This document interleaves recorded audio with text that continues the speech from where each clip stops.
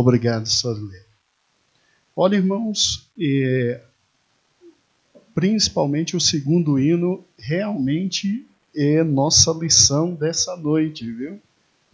O tá seguro na mão de Cristo ou que dor, que dor, que dor. Amados irmãos, que alegria nós estamos juntos na presença do Senhor e como é bom estarmos juntos, né? Hoje nós vamos trabalhar com um assunto muito importante, que é a grande tribulação, tá bom? A grande tribulação. Irmãos, na nossa linha do tempo, vamos juntos então, já está com vocês o PowerPoint, tá bom? Já disponibilizei em tudo que é grupo. E aí eu só peço que disponibilize no das senhoras. Será que a Izinha já mandou para as senhoras? Ótimo. Aí os irmãos que quiserem acompanhar no próprio PowerPoint, ótimo. Os que quiserem acompanhar aqui, acompanhem aqui. E aqueles que quiserem um olho lá, um olho cá, também está tudo bem. Nós sabemos que Deus tem uma linha do tempo para reger todas as coisas. Sabemos disso. E sabemos que na linha do tempo temos o Velho Testamento, temos o mais importante de todos os tempos, Cristo conosco, representado ali na cruz. Temos o tempo da igreja, que é exatamente os 2 primeiros capítulos do Apocalipse. Temos a grande tribulação, ok? Um período de 7 anos, dividido em 3 anos e meio, 2 períodos de 3 anos e meio, e temos o querido milênio. É fundamental entendermos e termos sempre esse conjunto de fatos na mente, porque assim é o Apocalipse. Hoje nós vamos trabalhar com a grande tribulação. A grande tribulação, irmãos, é um período de tempo que começa exatamente em Apocalipse capítulo 6 e, obviamente, depois da visão do trono, que está em Apocalipse 4 e 5, e a grande tribulação, que é esse momento de Apocalipse 6, começa no exato momento em que a abertura dos selos ocorre. Ou seja, você verá comigo hoje que 80% do livro de Apocalipse é exatamente a abertura dos 7 selos. Tá?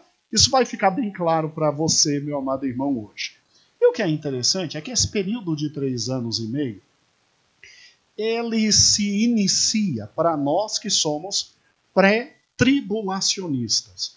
O pré-tribulacionista, ele crê que o Senhor Deus arrebata a igreja, e aí com o arrebatamento da igreja é que você tem o início da grande o quê?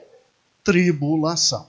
E esse período, que tem 2 períodos de 3 anos e meio, termina ali, na segunda vinda de Cristo. Então, o marco para o final da grande tribulação é a segunda vinda de Cristo, quando nós que já estamos com Ele e passamos pelo tribunal de Cristo para receber nossas coroas, passamos pelas bodas do Cordeiro, Juraci, nós vamos descer para a guerra do Armagedon, e aí é uma guerra que Jesus sozinho destrói os 3 grandes personagens da nossa querida história da grande tribulação, e nós descemos com ele para o querido milênio. Muito bem, então sabendo que a grande tribulação começa a partir de Apocalipse capítulo 6, o que nós temos em Apocalipse capítulo 6 e esse momento? Vamos lá? Agora ampliando a grande tribulação. Você tem um período de 7 anos. 7 anos. Tá bom?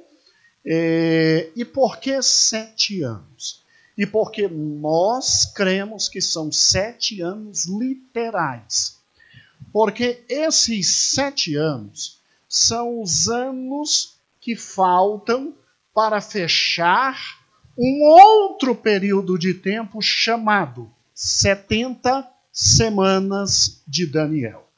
Amados irmãos, as 70 semanas de Daniel, como nós vamos ver, não nesse estudo, em um outro estudo, no estudo de Apocalipse, capítulo por capítulo, é um período de tempo que Deus determinou para a recuperação completa de Israel. Já se passaram 63 semanas. Agora, nós temos 7 semanas ainda para passar. Tá ok? E que são 7 semanas de anos, porque os 63 foram períodos de anos. Explicaremos um pouquinho depois. Então, quando você pensa na grande tribulação, ela tem uma evidência muito forte. Período de tempo em que Deus vai tratar com os judeus. Período de tempo de aflição de Jacó. E o que é interessante, Sorilene, é exatamente isso. É um período que se divide em 2 grandes períodos de 3 anos e meio. Tá? Você tem no Apocalipse essa separação de forma muito clara. 3 anos e meio com uma série de fatos e 3 anos e meio com outra série de fatos. Aqueles que acreditam diferente de nós dizem que a igreja ou pega os 3 primeiros anos e meio, aí eles são chamados de mesotribulacionistas, porque eles dizem que a igreja vai até a metade da tribulação, aí é que tem um arrebatamento. E tem um outro grupo que pensa completamente diferente, Ruth, e que diz assim, que nós vamos até o final mesmo. Vamos pegar tudo, vai ser um sofrimento enorme, e que Jesus só volta ao final da grande tribulação. Amados, hoje nós não vamos discorrer quais são os posicionamentos que nós temos para acreditar que nós subiremos antes da grande tribulação. Mas fique tranquilo, durante os estudos de fevereiro, todos os posicionamentos serão trazidos e você vai entender por que a igreja não sobe nem no meio, nem no final. Porque nós somos preservados. Tá bom? Então somente creia agora e creia naquela palavra de Cristo. Como guardastes a palavra da minha paciência, eu te guardarei do dia da ira. E aqui está o grande dia da ira do nosso Senhor. Tá? Então não se preocupe. Fevereiro está chegando. Vamos estudar Apocalipse ponta a ponta, mas é preciso ter uma visão geral. Vamos então para esse período que é de todos, com certeza, aquele que mais chama a atenção. Olha que interessante. Em primeiro lugar, vamos aos 3 primeiros anos e meio. Esses 3 primeiros anos e meio, ele tem 3 grandes fatos de destaque. Eles são, em primeiro lugar, o surgimento do anticristo. Segundo lugar, a ascensão do anticristo. Terceiro lugar, dificuldades da administração do anticristo. Então, olha que interessante, Alexandre. Porque nós cremos que não estaremos mais aqui. Porque enquanto existir na terra a igreja, o anticristo não pode simplesmente ascender. Simplesmente ascender. E tomar o seu papel de relevância e administrar o que tem que administrar. É por isso que nós cremos que o que detém a ação do anticristo é exatamente o Espírito Santo, e quando o Senhor Jesus nos arrebatar, o Espírito Santo, que é o selo, o penhor, o Espírito Santo, que é a garantia, agirá de forma extraordinária nesse momento do arrebatamento, nos apresentará junto com Cristo a Deus Pai, sem deixar de atuar aqui. Pode ficar tranquilo, vou provar tudo biblicamente, não se preocupe. não é que ele vai estar ausente da terra. Não é isso que estou dizendo. O que eu estou dizendo é que sem que ocorra a separação, a saída da igreja, o anticristo não pode atuar na face da terra. E nós veremos tudo isso com muita calma. E aí nós subimos. O que vai acontecer nos 3 primeiros anos e meio da grande tribulação? Bem, vamos juntos. Amados irmãos, Apocalipse 6 começa dizendo que foi dado, Apocalipse 5, foi dado ao Senhor, o Cordeiro, o leão, o livro, e ele abre os 7, o quê? Selos. Então, é Jesus que está por trás dos 7 selos, fazendo todos os 7 selos se cumprirem. E o primeiro selo, segundo Apocalipse, capítulo 6, é exatamente essa figura interessante. Saiu exatamente o quê? Saiu exatamente alguém, um homem, em cima de um cavalo branco, que saiu para quê? Simplesmente para sair, vencer e dominar. E olhei e eis um cavalo branco que estava sentado sobre ele, tinha um arco, ali o arco, e foi-lhe dado uma coroa e saiu vitorioso para vencer. Muitos acreditam que aqui é Cristo, mas aqui não é Cristo. Aqui é o anticristo. Há uma diferença entre esse cavaleiro e o cavaleiro lá de Apocalipse no final, que é Cristo, que é exatamente as roupas e exatamente a caracterização completa de Cristo. Toda vez que Cristo aparece, o apóstolo João, amando do próprio Cristo, porque ele escreve em razão de Cristo, várias coisas, Cristo traz todas as características dele mesmo para dizer que é ele. Então, o leão, o cordeiro, aí vem todas as características. E o cavaleiro branco que vem no Armagedon descendo com absolutamente tudo, aí vem nome, sobrenome, SIC, CPF, vem tudo. Fiel e verdadeiro. Ele simplesmente tem sua roupa manchada pelo sangue e é vitorioso e vem com todas as características de Cristo. Então, olha que interessante.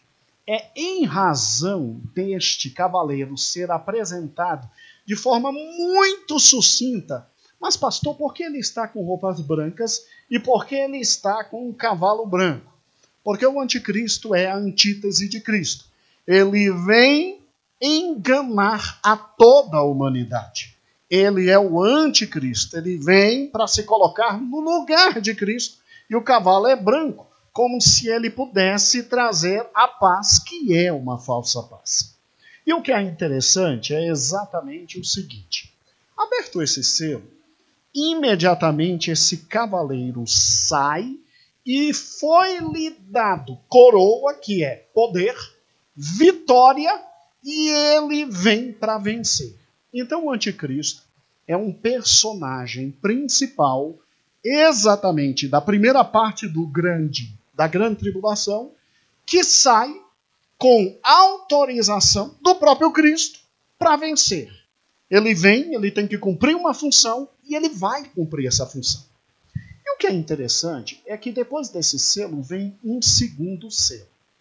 O segundo selo é este cavaleiro ali, ó. Tá vendo? Rompendo o segundo selo. É o cavalo vermelho. E segundo a descrição bíblica, assim diz a palavra do Senhor. E havendo aberto o segundo selo, ouvi o segundo animal dizendo, vem e vê. E saiu outro cavalo, só que agora era vermelho. E ao que estava sentado sobre ele, foi dado que tirasse a paz da terra. Então é um cavalo que significa guerras. Significa o quê? Guerras. Então este período será um período marcado por guerras. Um período marcado por guerras.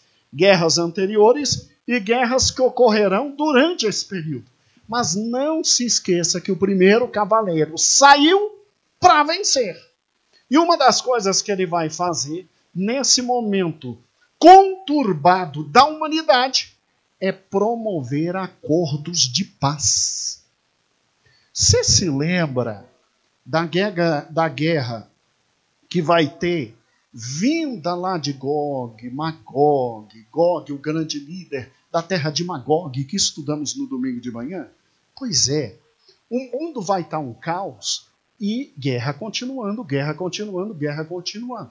Mas o anticristo é um político habilidoso que tem capacidade de fazer acordos de paz.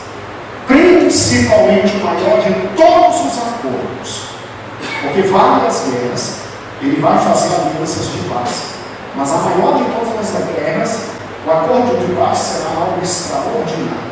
Ou seja, entre judeus e gentios e islâmicos. Ali é grande acordo de paz. Alguns intérpretes dizem que a igreja vai ver esse homem e vai ver ele fazendo esse acordo de paz.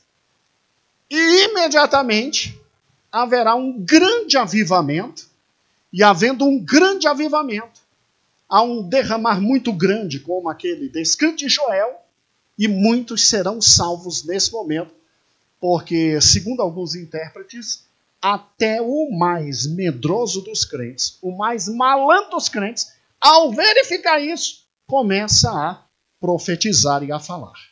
E aí há um grande renovo do Senhor e um arrebatamento muito grande. Eu creio, sou eu que creio. Eu creio que nós seremos arrebatados antes. Tá certo? Mas não descarto essa possibilidade por causa de 1 Tessalonicenses. Tá bom? Onde Paulo diz que é necessário que se tenha a manifestação do filho da iniquidade. E aí ele dá a impressão de que pelo menos nós veremos isso. Não sabemos. Eu creio que nós seremos arrebatados antes mesmo de Gog e Magog. Tá bom? Agora vamos juntos. Mas todas as dúvidas, não se preocupe. Está chegando tão perto esse momento, já já nós tiramos todas as dúvidas. Não se preocupe. Se preocupe em lavar suas vestiduras no sangue do Cordeiro. Tá bom? Agora olha que interessante. Aí vem o terceiro selo. Tá vendo ali? O livro aberto, o terceiro selo. É um cavaleiro muito interessante que a Bíblia diz assim sobre ele. E havendo aberto o terceiro selo, ouvi dizer o terceiro animal, vem e vê. E olhei, e eis um cavalo preto, e sobre ele estava sentado um que tinha uma balança na mão. Balança por quê?